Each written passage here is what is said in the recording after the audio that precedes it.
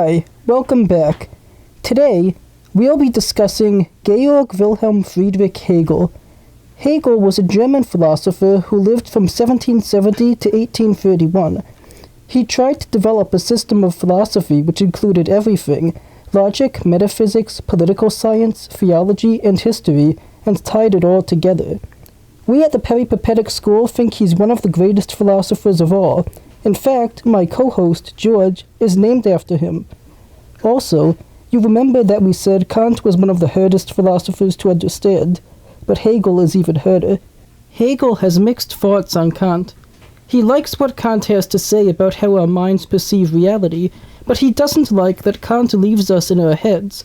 For Kant, we don't know that our knowledge really corresponds to the world outside us. Hegel wants to say that we do know that the outside world and our knowledge of it correspond with each other. Kant has divided the mind and reality, but Hegel wants to reunite them. The way we can reunite our mind and the outside world is by saying that logical categories don't just exist in our minds, but in the outside world as well. Kant says we just see the appearance of the apple and don't know the apple in itself, but Hegel says it's only an appearance at all if it's the appearance of the apple as it really is, the appearance of the apple in itself. Furthermore, since the categories exist in the physical things, we don't just know them by induction, we really know. The same categories exist in both our minds and the outside world because both are spirit, in German, Geist. It's like both mind and life at once. This is the most important category for Hegel. Everything that is rational has spirit. Kant emphasized the subject, the perceiver, and Aristotle emphasized substance, the actual thing, but Hegel unites both of these with spirit. This is one of the biggest themes of Hegel's philosophy, uniting things which seem to be opposites. Most of our ideas start out as incomplete parts. They seem to be true, but they are not, because they are one-sided. Since it's incomplete, we next go to the opposite idea, but we realize that that's not complete either. The real truth is a whole that contains both opposites as parts, and in which both opposites make more sense than they did on their own. Hegel says, the true is the whole. Here's an example. The concepts up and down seem to be opposites, but when you look at them more closely, you realize that you can't have the one without the other. If a bat is up, it's only up if there's something else below it, something down. The same way, the jackalope is only down if there's something else above it. With no frame of reference, there's no up or down. We then come up with a new concept, one in which both up and down still exist, but no longer by themselves, the concept of depth. This process of uniting opposites in a higher concept is called sublation. For Hegel, the development of philosophy takes on the form of opposite concepts sublating each other, and then these higher concepts sublate their opposites, and so on until we get to ultimate knowledge.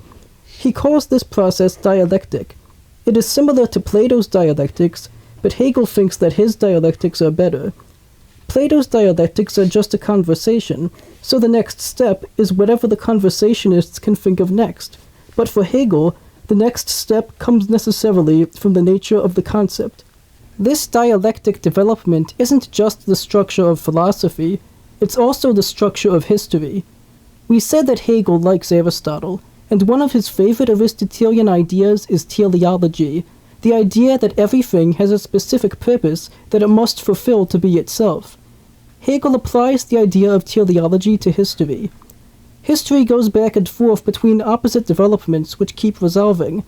This keeps going on until history fulfills its telos, which is the complete manifestation of spirit in the world.